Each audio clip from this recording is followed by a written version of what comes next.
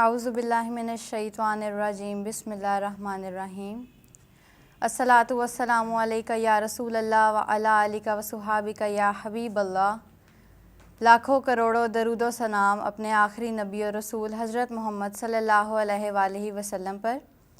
इस खूबसूरत अमल के साथ अपने प्रोग्राम की शुरुआत करते हैं। आप सबको खुशामदीद कहती हूँ प्रोग्राम सीरत रसूल में, और मैं हूँ आपकी मेज़बान अरशीन खालिद। आज का हमारा मौजू इंतहाई अहम है कि जो हम मुसलमान हैं और एक अल्लाह की इबादत करते हैं, हम सब इस बारे में जानते हैं, लेकिन फिर भी इसके बावजूद हमें कुछ इस्लाह की ज़रूरत है। उसी इस्लाह के लिए हमने इस प्रोग्राम का मौजू रखा है हकूक़ अल्लाह पे। अल्लाह ताला ने हमें पैदा किया, ये पूरी कायनात बनाई, ये सारा जहान बनाया, और हमारी आसाइशात के लिए एक एक चीज़ और कायनात की एक एक चीज़ को हमारी आसाइशात के लिए मसरूफ़ कर दिया। समुंदर बनाए, चाँद बनाया, सूरज बनाया, सितारे बनाए, ये सब इसलिए कि हम इस कायनात में रह सकें।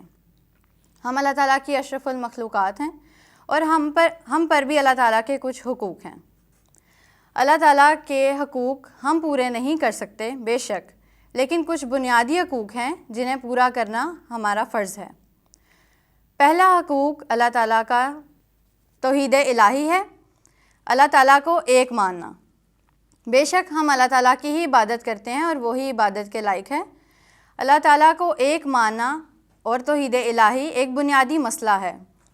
हमारे नबी और रसूल ने अपनी अपनी कौम को एक ही बात सिखाई और एक ही अल्लाह की इबादत करने की तालीम दी, और फरमाते हैं, कुरान करीम में फरमाते हैं कि ए कौम, एक ही अल्लाह की इबादत करनी है कि बेशक उसके सिवा कोई माबूद नहीं। दूसरे हक़ के बारे में बात करते हैं। तौहीद इलाही के बाद दूसरा हक़ आ जाता है नमाज। हम पर 5 वक्त की नमाज फ़र्ज़ की गई है, और नमाज के बारे में फ़रमाया कि नमाज कायम करो, ज़कात अदा करो, और जो रुकू में हैं उनके साथ रुकू में रहो। और हज़रत अबू ज़र गफ़ारी से रवायत है कि हज़रत मोहम्मद सल्लल्लाहु अलैहि वसल्लम एक बार जंगल की सैर को गए, तो वहाँ ख़ज़ा का मौसम था और पत्ते खुद ब खुद गिर रहे थे। तो हज़रत मोहम्मद सल्लल्लाहु अलैहि वसल्लम अपने खूबसूरत हाथों से 2 टहनियाँ पकड़कर हिलाते और पत्ते गिरते देख रहे थे।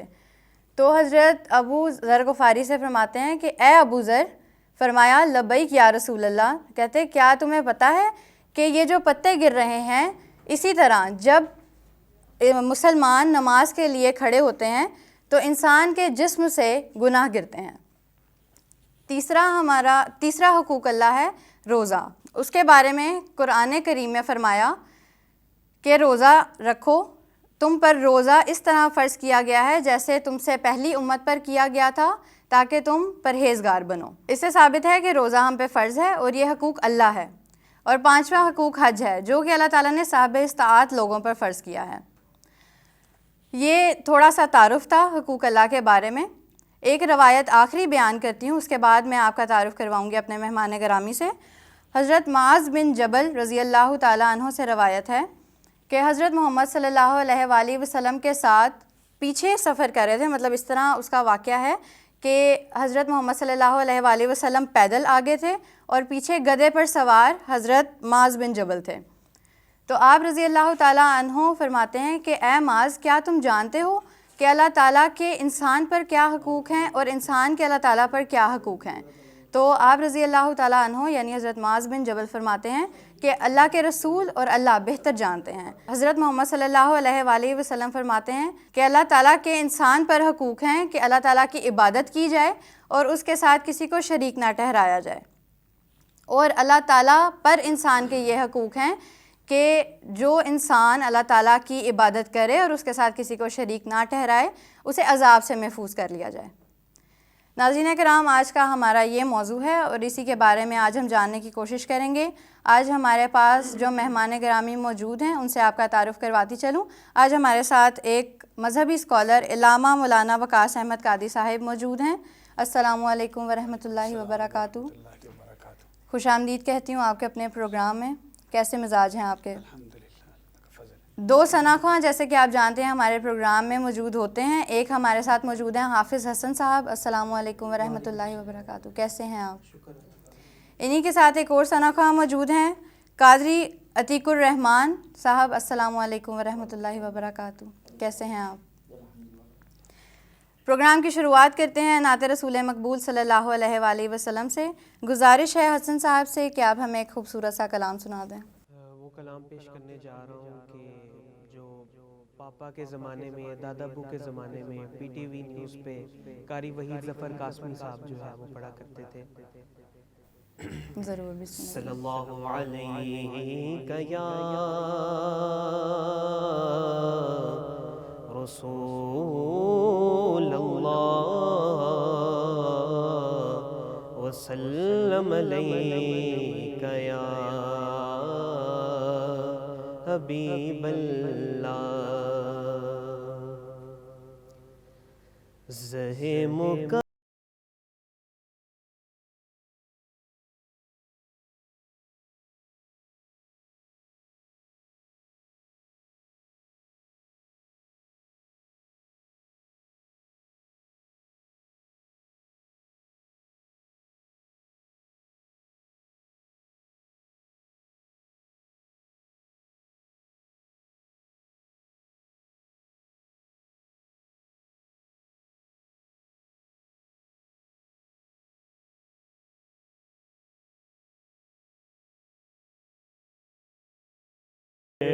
فرشتے حیرت سے تک رہے ہیں، یہ کون سی ہے ترام آیا۔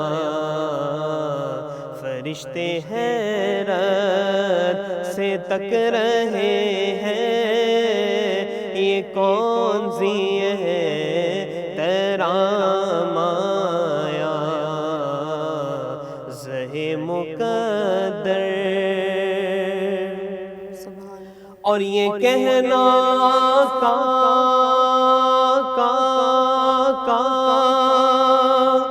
بہت سے عاشق تڑپتے سے چھوڑ آیا ہوں میں۔ یہ کہنا کا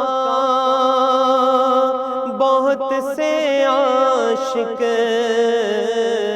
تڑپتے سے چھوڑ آیا ہوں میں۔ بلاوے کے منتظر ہے لیکن نہ صبح ہو آیا نہ شام آیا۔ زہ مقدر اور فضا میں لبیک کی صدائیں زفرش عرش گونجتی ہیں۔ فضا میں لبیک کی صدائیں زفرش عرش گونجتی ہیں۔ ہر ایک قربان ہو رہا ہے زباں پہ یہ کس کا نام آیا۔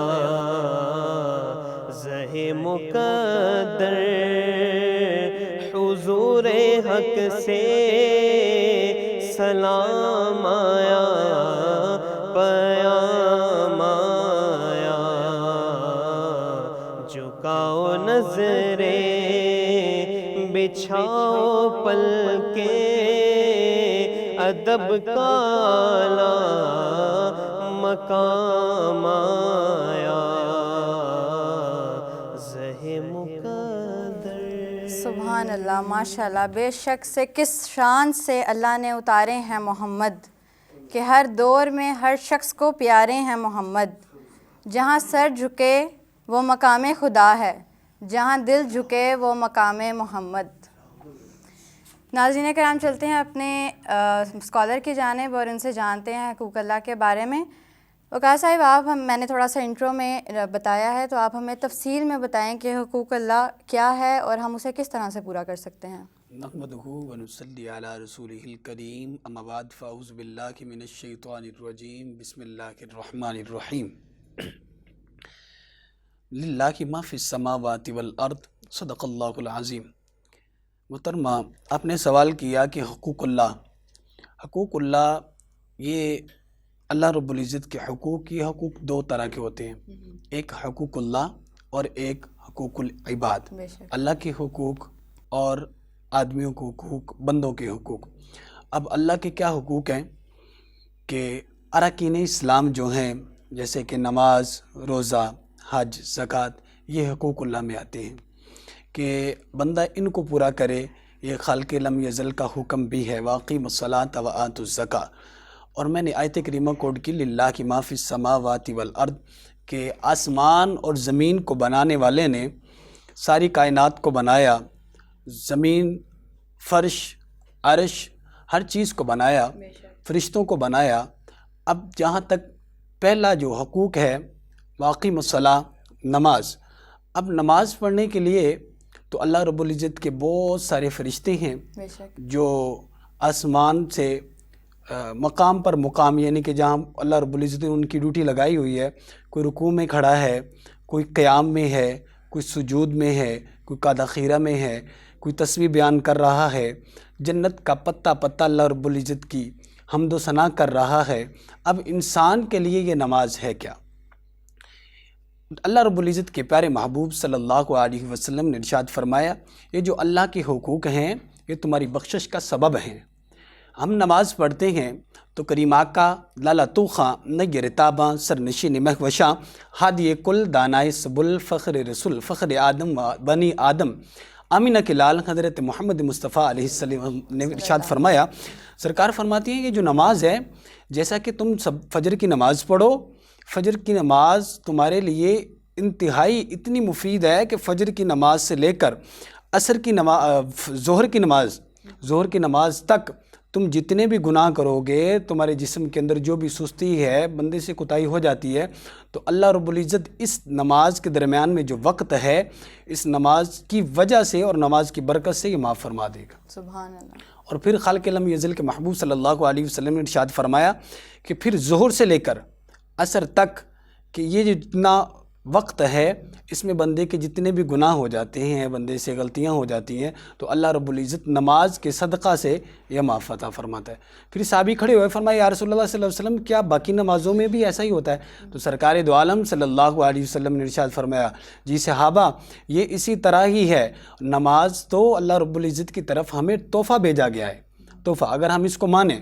اور دوسرے نمبر پر حج، زکوٰۃ، تو یہ جو چیزیں ہیں حج اور زکوٰۃ، یہ صاحب استطاعت پر ہوتی ہیں کہ وہ جس کو اللہ رب العزت مال دے، اس پر وقت گزر جائے تو اس کی زکوٰۃ ہوتی ہے۔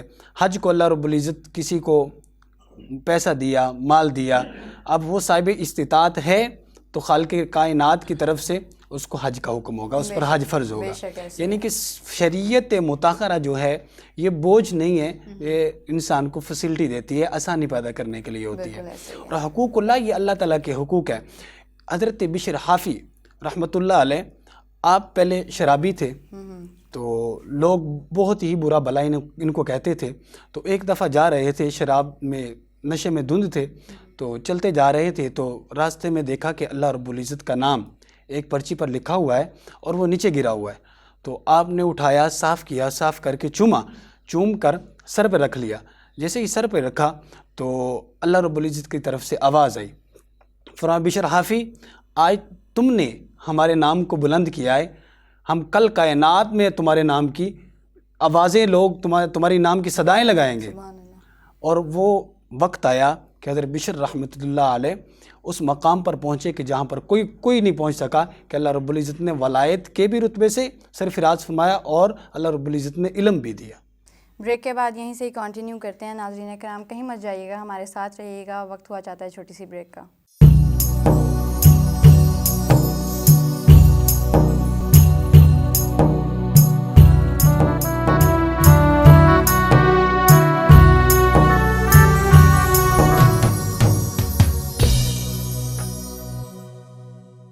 السلام علیکم ورحمۃ اللہ وبرکاتہ. خیر مقدم ایک بار پھر پروگرام سیرت رسول میں. چلتے ہیں اپنے مہمانوں کی جانب اور سنتے ہیں اب عتیق الرحمان صاحب سے ایک خوبصورت سا کلام. آج آپ کون سا کلام سنائیں گے ہمیں؟ یہ مدینہ پاک کے حوالے سے فخری صاحب نے بہت خوبصورت کلام لکھا ہے اس حوالے سے.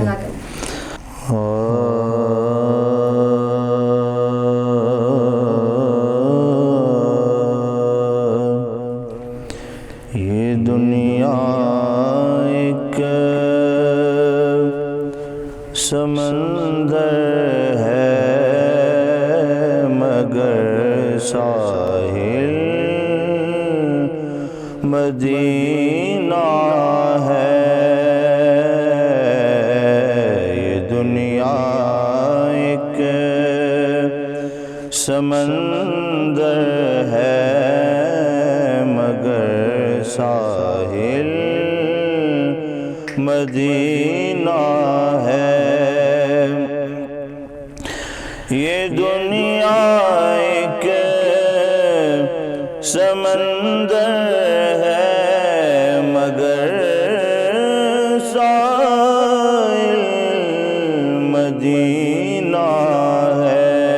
یہ دنیا ایک سمندر ہے مگر ساحل مدینہ ہے.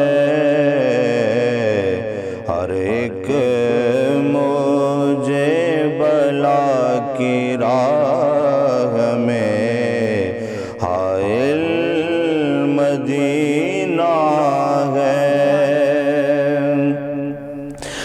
مدینے کے مسافر تجھ پہ میرے جان و دل قربان. مدینے کے مسافر تجھ پہ میرے جان و دل قربان. تیری آنکھیں بتاتی ہیں تیری منزل مدینہ ہے.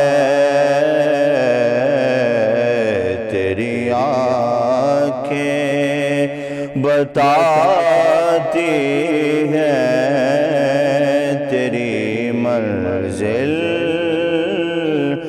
مدینہ ہے.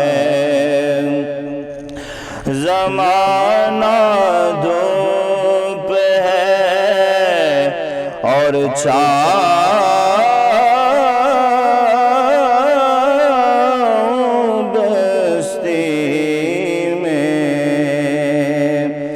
زمانہ دھوپ ہے اور چھاؤں ہے بس ایک بستی میں.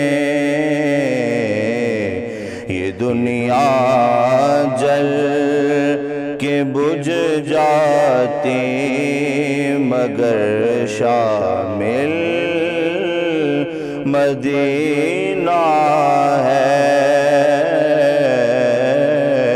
یہ دنیا جل کے بجھ جاتی مگر شامل مدینہ ہے. شرف مجھ کو بھی حاصل ہے محمد کی غلامی کا. شرف مجھ کو بھی حاصل ہے محمد کی غلامی کا. میں اتنا دور ہوں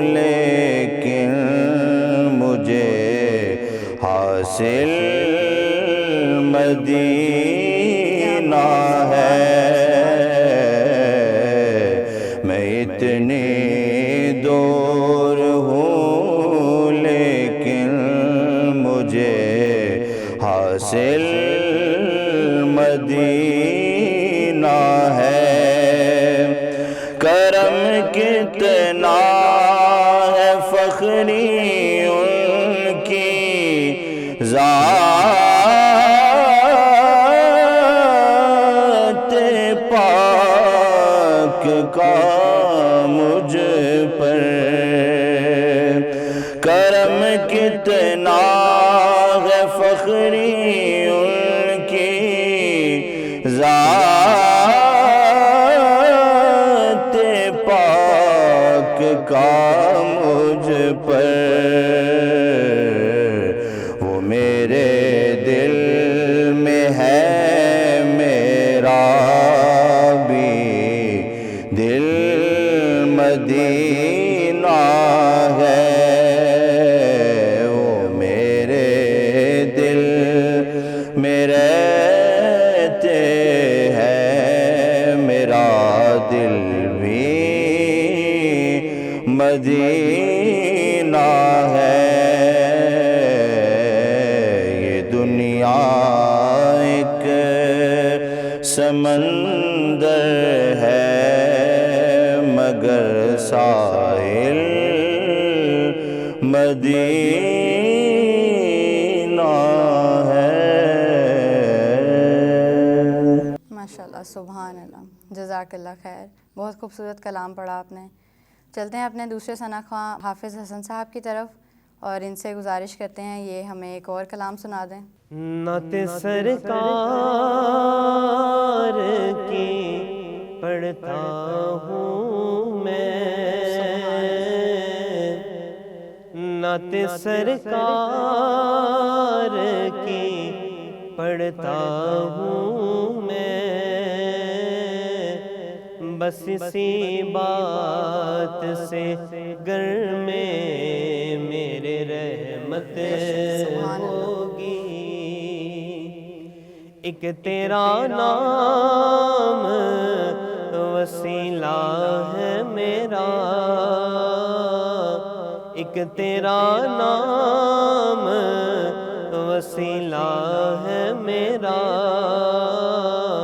رنج و غم میں بھی اسی نام سے راحت ہوگی، اور کبھی یاسین کبھی طٰہٰ اور کبھی واللیل آیا، کبھی یاسین کبھی طٰہٰ اور کبھی واللیل آیا، کہ جس کی قسمیں میرا رب کھاتا ہے، جس کی قسمیں میرا رب کھاتا ہے، کتنی دلکش میرے محبوب کی صورت ہوگی، نعت سرکار کی پڑھتا ہوں میں، بس اسی بات سے گھر میں میرے رحمت ہوگی، اور حشر کا دل بھی عجب دیکھنے والا ہوگا، حشر کا دل بھی عجب دیکھنے والا ہوگا، کہ زلف لہرا کے وہ جب آئیں گے، زلف لہرا صحرا کے وہ جب آئیں گے، پھر قیامت میں بھی ایک اور قیامت ہوگی۔ نعت سرکار کی پڑھتا ہوں میں، بس اسی بات سے گھر میں میرے رحمت ہوگی۔ اور یہ سنا ہے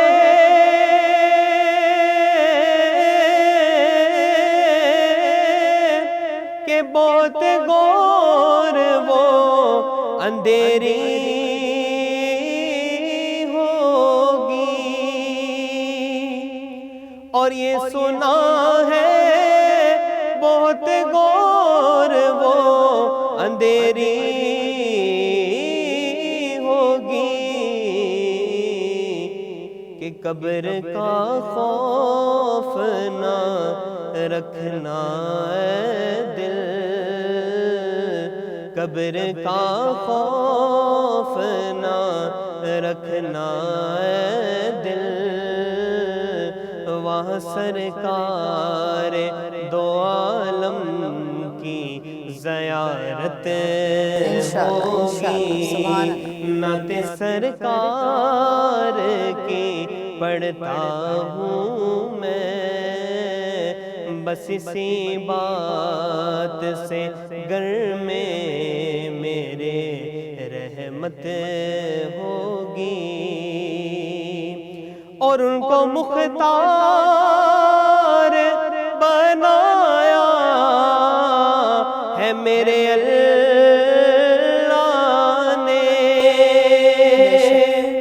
اور ان کو مختار بنایا ہے میرے اللہ نے،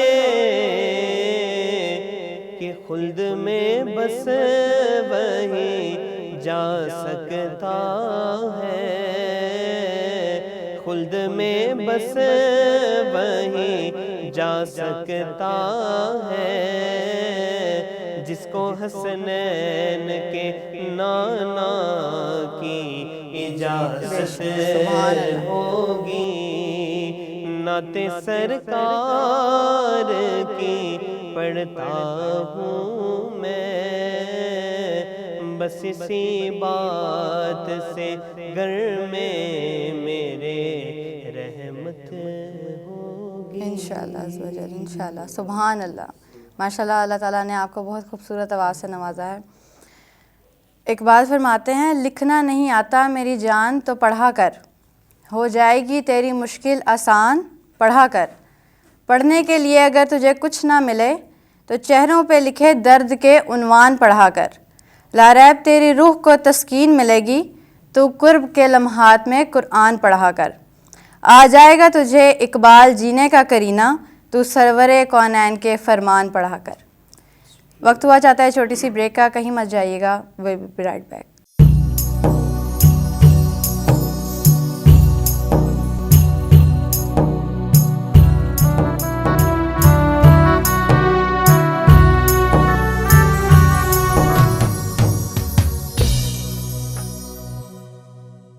السلام علیکم ورحمۃ اللہ وبرکاتہ۔ خیر مقدم ایک بار پھر پروگرام سیرت رسول صلی اللہ علیہ وآلہ وسلم میں چلتے ہیں اپنے معزز اسکالر کی جانب اور ان سے جانتے ہیں اپنے موضوع کے متعلق۔ وقار صاحب، آپ سے سوال ہے کہ کیا ہم باطنی عبادت سے اللہ کا قرب حاصل کر سکتے ہیں؟ جی بے شک، باطنی عبادت سے اللہ تعالیٰ کا قرب حاصل کیا جا سکتا ہے۔ حضرت رائبہ بصری رحمۃ اللہ علیہ، آپ نے اللہ رب العزت کی بارگاہ میں باطنی عبادت اتنی عبادت کی، پھر اللہ رب العزت نے وہ مقام عطا فرمایا کہ ایک بزرگ نے، جب وہ ان کا وصال ہو گیا تو ایک بزرگ نے ان کو خواب میں دیکھا اور ان سے پوچھا کہ آپ کے ساتھ اللہ رب العزت نے کیا معاملہ فرمایا؟ تو وہ فرماتے ہیں کہ جب حضرت رائبہ بصری رحمۃ اللہ علیہ کو جب قبر میں رکھا گیا، تو جب قبر میں رکھا جاتا ہے تو مٹی ڈال دی جاتی ہے، تو بعد میں جب اپنے پرائے سارے دعا کر کے آ جاتے ہیں تو اس وقت فرشتے آ جاتے ہیں قبر میں، تو سوالات کا سلسلہ شروع ہوتا ہے۔ تو بزرگ فرماتے ہیں کہ جب حضرت رابع بصری رحمۃ اللہ علیہ سے سوال کا سلسلہ شروع ہوا تو آپ سے پوچھا گیا کہ پہلا سوال من ربو کا، اے رابع بتاؤ کہ تمہارا رب کون سا ہے؟ تو حضرت رابع بصری رحمۃ اللہ علیہ نے فرشتوں سے سوال کیا، فرشتوں مجھے بتاؤ آپ کہاں سے آئے ہو؟ تو فرشتوں نے کہا ہم آسمان سے آئے ہیں، ہم اللہ تعالیٰ کے بھیجے ہوئے ہیں، ہماری ڈیوٹی یہ ہے کہ جو بھی شخص فوت ہوتا ہے ہم اس کے سے یہ سوال کرتے ہیں اللہ رب العزت کی طرف سے۔ تو حضرت رابع بصری نے فرمایا کہ کہاں سے آئے ہو؟ تو وہ کہنے لگے ہم آسمان سے آئے۔ تو حضرت رابع بصری رحمۃ اللہ علیہ نے پوچھا تمہارا رب کون سا ہے؟ انہوں نے فرمایا ربی اللہ، ہمارا رب تو اللہ ہے۔ فرمایا فرشتوں، آپ جلال میں آ گئی، فرمایا فرشتوں تم آسمان سے زمین پر آ گئے ہو اور زمین سے نیچے آ گئے ہو، تو اتنی مسافت طے کر کے تم اپنا رب نہیں بھولے تو میں کیا 2 گز زمین کے نیچے آ کے اپنا رب بھول گئی؟ جاؤ چلے جاؤ، مجھے پتا میرا رب کون ہے۔ اور حضرت رابع بصری رحمۃ اللہ علیہ نے اتنا قرب پایا کہ آپ تو اللہ رب العزت کی بارگاہ میں ارشاد فرماتی ہیں، کہتی ہیں کہ یا رب کہ اگر میں عبادت اس وجہ سے تیری کروں کہ مجھے جنت ملے تو بے شک مجھے جنت نہ دے، اگر اور میں عبادت اس وجہ سے کروں کہ تو عبادت کے لائق ہے تو بے شک مجھے جنت نصیب فرما۔ حضرت خواجہ غلام فرید کوٹ مٹھن والی سرکار آپ بیٹھے ہوئے تھے، تشریف فرما تھی، تو ایک سائل آیا، اس نے آ کے سوال کیا کہ بابا جی بتائیں کہ ولایت کے جز کتنے ہیں؟ آپ بھی اللہ رب العزت کے قرب میں باطنی عبادت کر کے ذکر و ذکار کر کے بہت اعلیٰ مقام پر فائز تھے، تو اس شخص نے سوال کیا کہ ولایت کے جز کتنے ہیں؟ تو آپ نے کہا کہ ولایت کے جز پوچھنے والے ایسا کرو کہ پاک پتن شریف چلے جاؤ، وہاں پر ایک شخص کا نام ہے غلام فرید، تو اس سے کہنا کہ وہ بتائے گا تمہیں ولایت کے جز کتنے ہیں۔ اب وہ جو سائل تھا وہ سفر کرتا، پیدل چلتے تھے، اس نے اتنی مسافت طے کرنے کے بعد جب پاک پتن شریف پہنچا تو وہاں پر اللہ کے ولی حضرت بابا فرید گنج شکر رحمۃ اللہ علیہ آپ تشریف فرما تھے، وضو فرما رہے تھے، تو آ کے سلام بولا السلام علیکم، بابا جی نے جواب دیا۔ تو بابا جی نے اس نے سوال کیا کہ بابا جی میں کوٹ مٹھن سے آیا ہوں، بڑی مسافت طے کر کے میں نے واپس بھی جانا ہے، تو ایک سوال ہے تو اس کا جواب مجھے دے دیں۔ تو بابا جی نے فرمایا کہ کون سا سوال ہے؟ تو عرض کرنے لگے کہ ولایت کے جز پوچھنے ہیں کہ ولایت کے جز کتنے ہیں۔ تو بابا جی نے فرمایا بیٹھو بتاتا ہوں۔ فرمایا بابا جی مجھے تھوڑی جلدی ہے، تو اگر آپ جلدی بتا دو گے تو بھائی نے فرمایا بیٹھ جائے میں بتاتا ہوں۔ وضو فرمایا، وضو فرمانے کے بعد اس کے پاس گئے اور ایک پیالہ پڑا تھا مٹی کا، آپ نے اٹھایا اور اس کو دیا، فرمایا جاؤ وہاں سے پانی لے کے آؤ۔ وہ مٹکے سے پانی لینے کے لیے گیا، پانی لے کے واپس آیا، اب وہ بابا جی کو پیش کر رہا ہے پیالہ پانی کا، مٹی کا پیالہ پیش کر رہا ہے بابا جی کو، تو اب کبھی پیالہ ادھر کرتا ہے، کبھی پیالہ ادھر کرتا ہے، کبھی پیالہ ادھر کرتا ہے، اس کو سمجھ نہیں آ رہا کہ میں پیالہ دوں کا کیسے، کیونکہ بابا جی سامنے بیٹھے ہوئے تھے۔ اب پیالے کو گھمائی جا رہا ہے، کبھی ادھر کرتا ہے، کبھی ادھر کرتا ہے، کبھی ادھر کرتا ہے، تو ایسے ہی غش کھا کے گر گیا، بے ہوش ہو گیا، اور جب اٹھنے کے بعد بابا جی نے پانی پلایا، فرمایا کہ اب بتاؤں کہ ولایت کے جز کتنے ہیں؟ فرمایا بابا جی مجھے سمجھ نہیں آ رہی تھی کہ میں پیالہ دوں کدھر، ادھر بھی آپ بیٹھے تھے، ادھر بھی آپ بیٹھے تھے، ادھر بھی آپ بیٹھے، ہر جگہ پہ ہی آپ بیٹھے۔ بابا جی نے فرمایا تمہاری عقل اور تمہارے دل کی سکت اتنی، قوت اتنی تھی کہ تم بے ہوش ہو گئے، اگر تم بے ہوش نہ ہوتے پاک پتن سے لے کر کوٹ مٹھن تک تمہیں فرید نظر آتا۔ سبحان اللہ، اللہ رب العزت نے یہ شان عطا فرمائی باطنی عبادت کرنے کی وجہ سے اور ذکر اللہ کرنے کی وجہ سے، اللہ تعالیٰ نے یہ مقام عطا فرمایا۔ سبحان اللہ، زبردست۔ ناظرین یہ موضوع ایسا ہے کہ ہم جتنا مرضی بول لیں، سن لیں، اس کی جو وضاحت ہے وہ شاید مکمل نہ ہو سکے، لیکن ہمارے پروگرام کا وقت تھوڑا شارٹ ہے، تو ہم چلتے ہیں اب اپنے ثنا خواں کی طرف اور ان سے آخری کلام سنتے ہیں، اور پھر ہمارے پروگرام کا وقت اختتام کو پہنچ جائے گا۔ گزارش ہے عتیق الرحمان صاحب سے کہ ہمیں ایک اور کلام سنا دیں۔ ہے بے صبری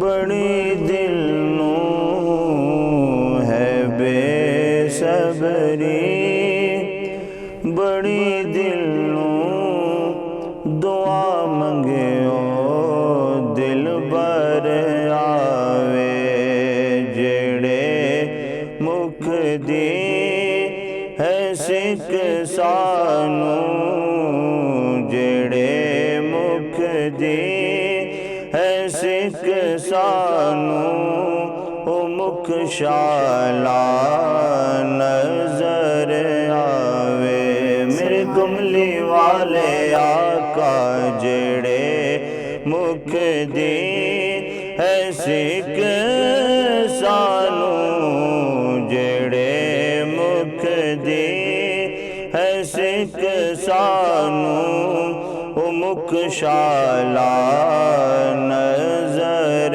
ਆਵੇ। ਅਬੂ ਅਯੂਬ ਦੇ ਵਾਂਗੂ ਮੇਰੀ ਕੁੱਲੀ ਵੀ ਸਜ ਵੈਸੀ। ਅਬੂ ਅਯੂਬ ਦੇ ਵਾਂਗੂ ਮੇਰੀ ਕੁੱਲੀ ਵੀ ਸਜ ਵੈਸੀ। ਇਸ਼ਾ ਸਾਰੇ ਰਸੂਲਾਂ ਦਾ, ਇਸ਼ਾ ਸਾਰੇ ਰਸੂਲਾਂ ਦਾ, ਇਸ਼ਾ ਸਾਰੇ ਰਸੂਲਾਂ ਦਾ। ਕਦੀ ਮੇਰੇ ਜੇ ਘਰ ਆਵੇ, ਮੇਰੇ ਕਮਲੇ ਵਾਲੇ ਆਕਾ, ਜਿਹੜੇ ਮੁਖ ਦੀ ਹੈ ਸਿੱਖ ਸਾਨੂੰ, ਉਹ ਮੁਖ ਸ਼ਾਲਾ ਨਜ਼ਰ ਆਵੇ। شب معراج رب بولا جو رکے جبریل سدراتے شب معراج رب بولا رکے جبریل سدراتے شب معراج رب بالا رکے جبریل سدراتے میرے محبوب نو آنکھو میرے محبوب نو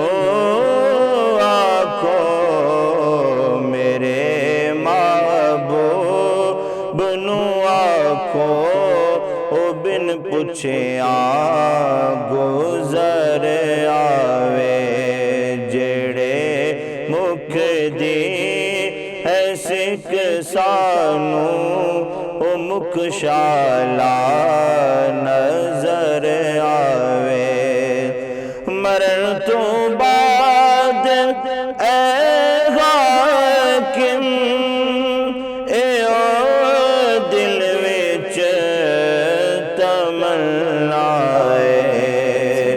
مرن تو بعد اے حاکم اے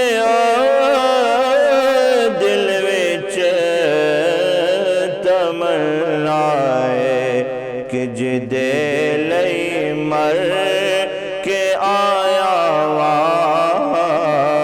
جدے لئی مر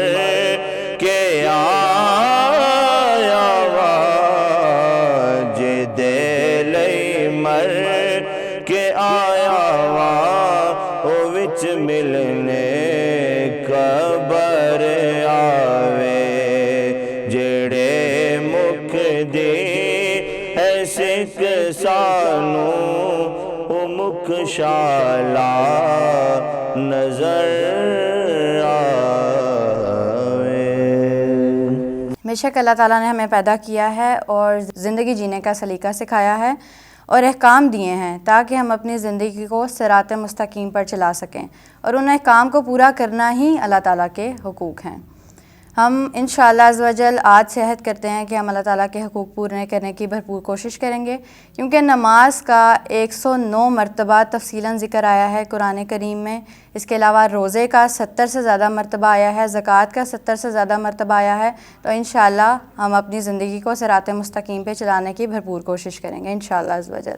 پروگرام کا وقت ختم ہوا جاتا ہے، اسی کے ساتھ میں اپنے مہمانوں کی شکر گزار ہوں کہ وہ اپنے قیمتی وقت میں سے وقت نکال کر ہمارے پروگرام میں تشریف لائے۔ بہت شکریہ آپ تینوں کا، اور DMS نیوز کی جس نے ہمیں ہماری اصلاح کے لیے ایک اچھا پلیٹ فارم پرووائڈ کیا۔ انشاءاللہ عز و جل اگلے پروگرام میں نئے موضوع اور نئے مہمانوں کے ساتھ حاضر ہوں گی. تب تک کے لیے مجھے اور میری ٹیم کو اجازت دیجیے. اللہ حافظ.